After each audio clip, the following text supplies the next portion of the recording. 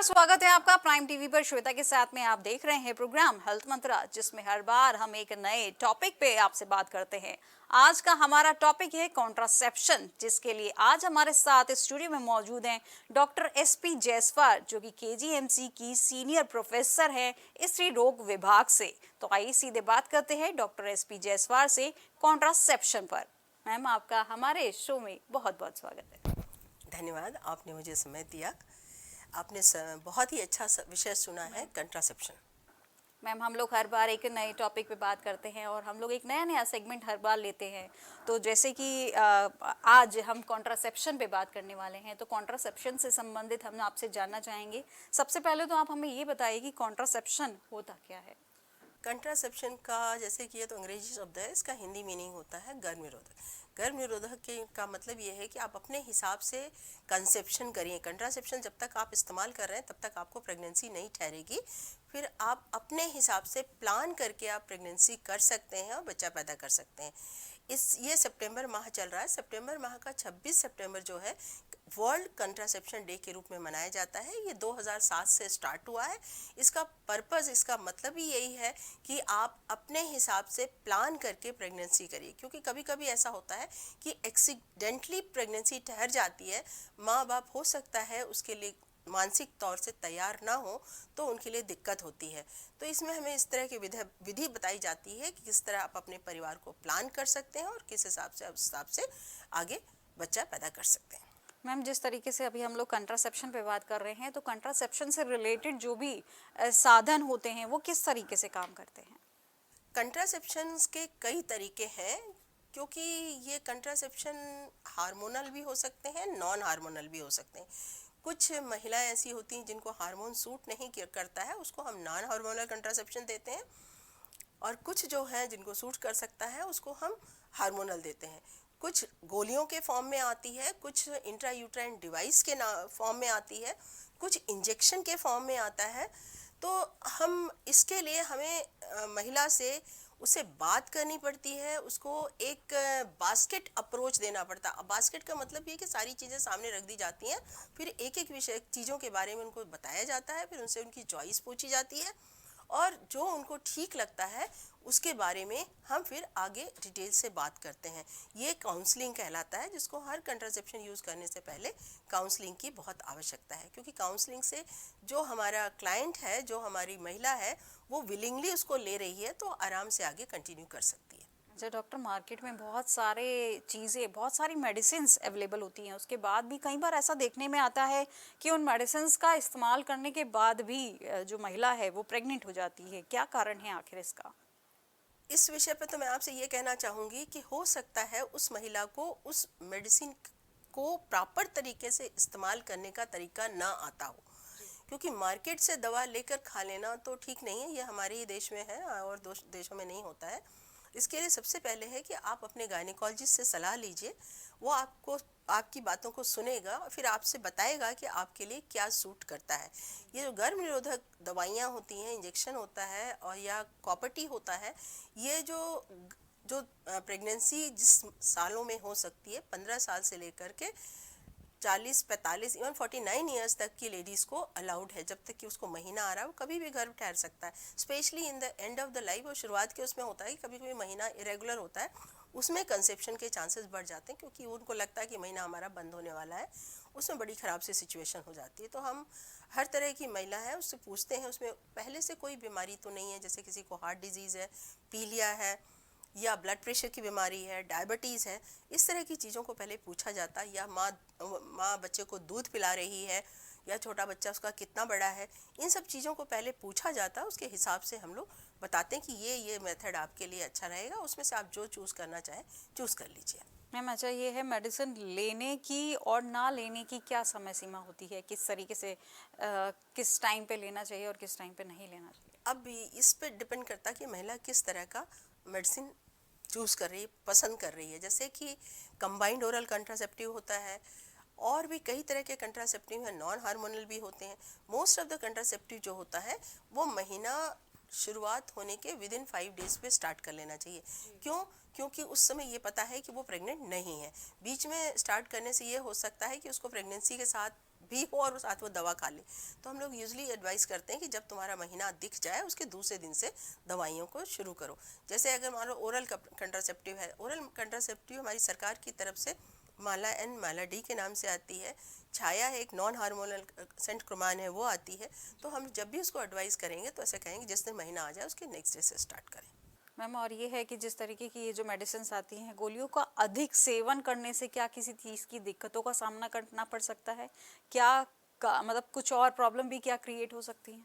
गोलियों के साथ ये है कि हर महीने के लिए आपको पैक लेना पड़ता है। मान लीजिए आपने 6 महीने तक आपने पैक का इस्तेमाल किया, 6 महीने के लिए कंट्रासेप्शन की तरह काम किया, उसके बाद उसने पैक नहीं लिया या उसको नहीं मिला या नहीं ले पाई, तो फिर वो गर्भ ठहरने का खतरा बढ़ जाता है। तो जब भी वो ले, जो भी वो मेथड यूज़ करे उसको रेगुलर इस्तेमाल करे। मान लीजिए वो 2 बच्चों के बीच में अंतर रखने के लिए इस्तेमाल कर रही है, तो कम से कम अंतर 2 साल का होना चाहिए, जिससे कि 2 साल तक दूसरा बच्चा अच्छे से वेट गेन कर ले, अच्छे से संभाल ले और माँ का भी अपना जितना भी लॉस हुआ है प्रेगनेंसी के दौरान वो रिकवर कर ले। तो मिनिमम 2 to 3 इयर्स का गैप रखना चाहिए।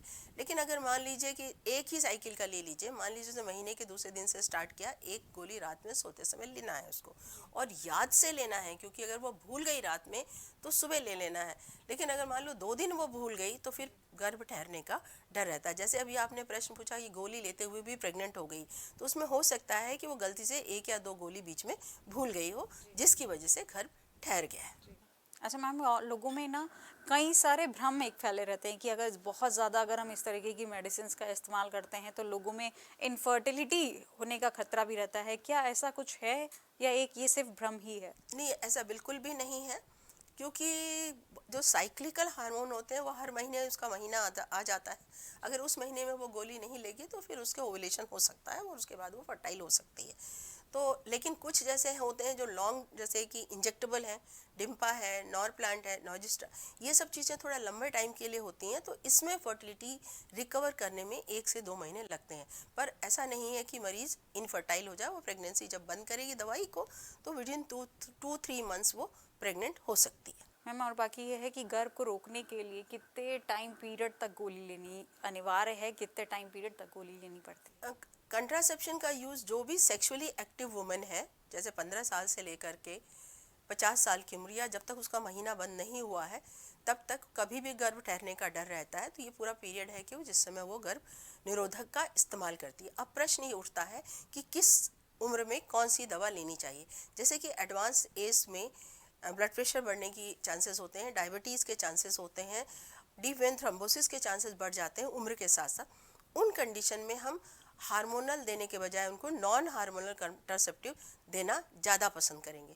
यंग एज में सेक्सुअली ट्रांसमिटेड डिजीज़ के चांसेस ज़्यादा होते हैं, तो उसमें हम उनको बताएंगे कि अगर वो मान लो मैरिड वुमेन है और प्रेगनेंसी पोस्टपोन करना चाह रही है तो उसके लिए तो ओरल कंट्रासेप्टिव अच्छा है। लेकिन ऐसी कंडीशन में जैसे कि आप जिसमें एसटीडी और सेक्सुअली ट्रांसमिटेड डिजीज़ के चांसेस ज़्यादा होते हैं, उसमें हम ये चाहेंगे कि गर्भ निरोधक के साथ वो बैरियर मेथड भी यूज़ करें। जी, और मैम ये कहा जाता है कि जब मेडिसिन इस्तेमाल नहीं होती है, मेडिसिन से काम नहीं बन पाता है, तो डॉक्टर जो हैं एक नसबंदी की सलाह देते हैं। तो नसबंदी किस तरीके से काम करती है?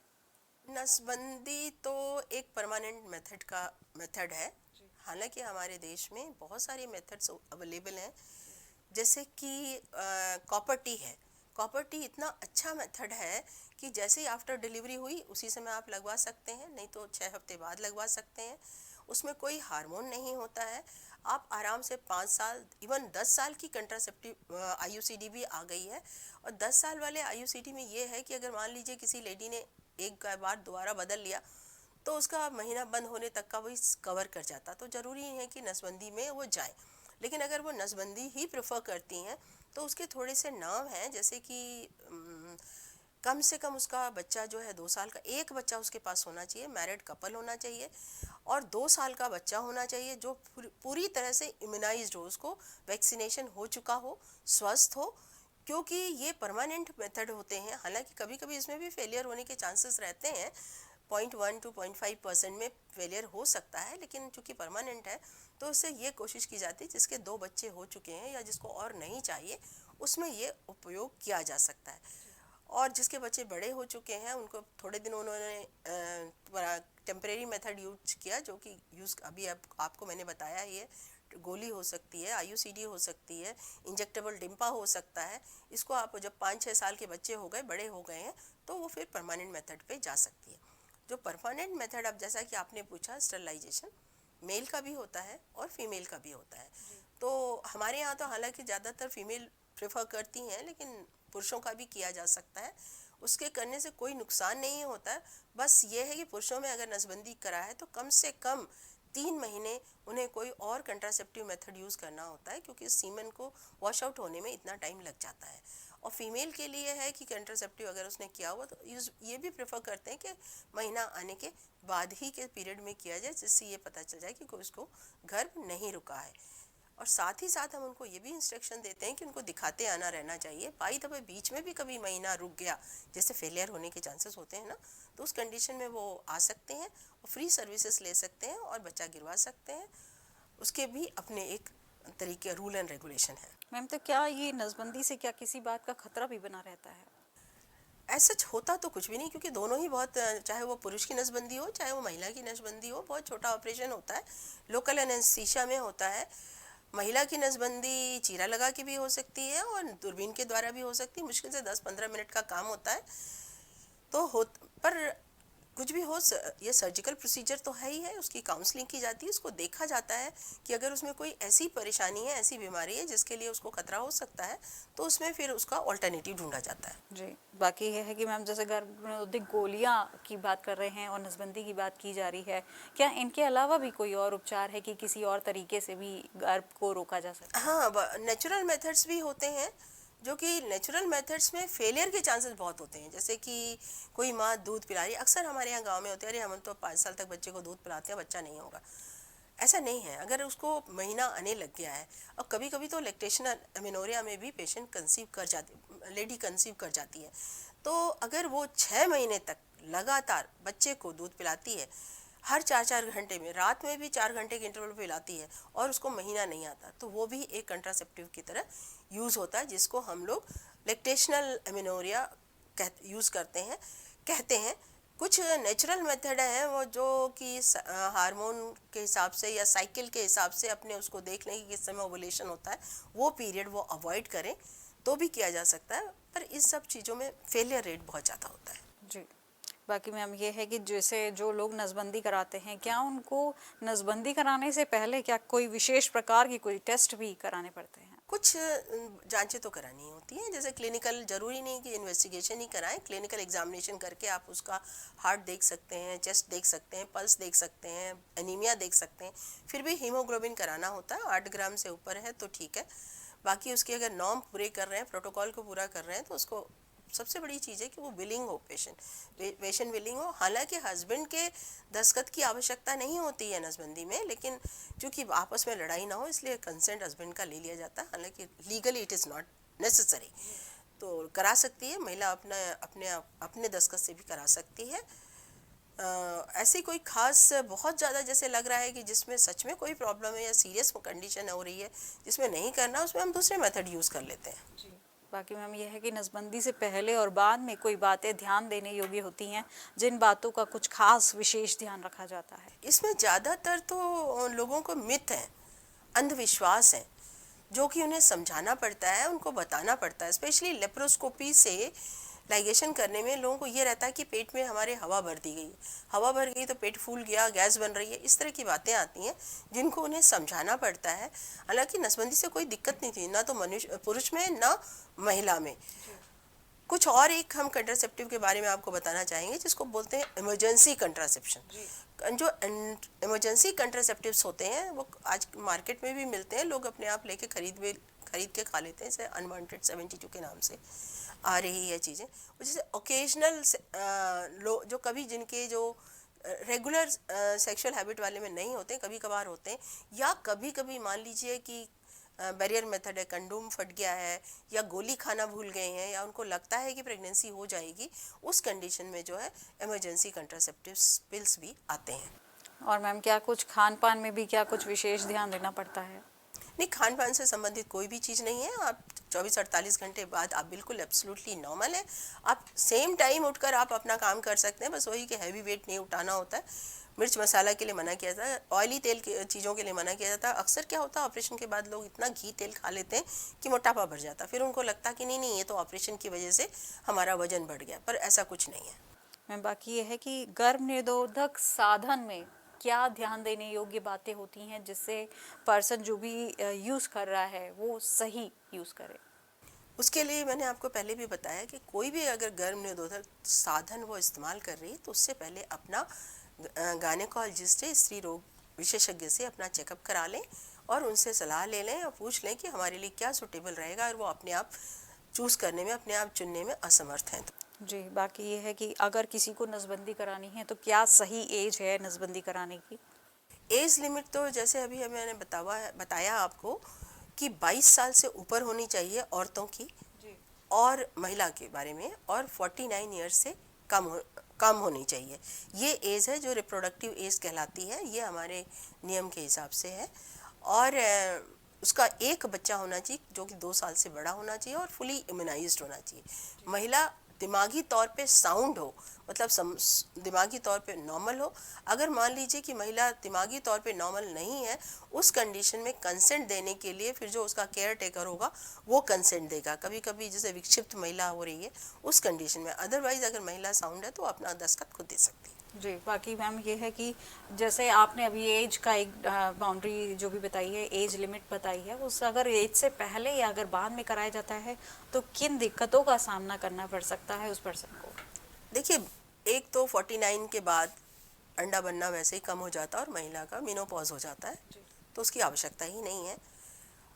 22 इयर्स से यंग पेशेंट है, अभी उसकी यंग है, उसको अभी तो एक ही बच्चा है। अगर मान लीजिए बाय द वे कुछ प्रॉब्लम हुई तो दिक्कत हो सकती, कभी रीमैरिज के भी चांसेस आ सकते हैं।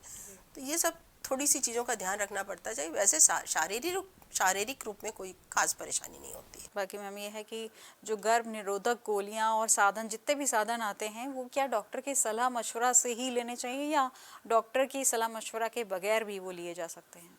मेरे हिसाब से तो कोई भी मेडिसिन बिना डॉक्टर की सलाह से नहीं लेनी चाहिए। वो हमारे यहाँ ही है, जो काउंटर पे मिल जाती है, लोग ले लेते हैं। लेकिन एटलीस्ट एक बार पहले ज़रूर सलाह ले लें, अपना इंटरनल चेकअप करा लें, क्योंकि जैसे मान लीजिए कि पीआईडी है, इन्फेक्शन का चांसेस है, तो उसमें कॉपर टी नहीं लगाया जा सकता है। अगर मान लीजिए जिसमें थ्रोम्बो एम्बोलिज्म की चांसेस है तो उसमें हमें ईस्ट्रोजन कंटेनिंग हार्मोन नहीं देना होता है। तो इन सब चीज़ों का जब तक आप डॉक्टर से सलाह नहीं लेंगे तो आपको सही चीज़ का पता नहीं चलेगा। तो एक बार ज़रूर डॉक्टर से सलाह लेना चाहिए। हमारे यहाँ हर समय ओपीडी खुली होती है, सरकारी फ्री में मेडिसिन भी मिलती है, आप जाइए वहाँ से लीजिए और इस्तेमाल करिए।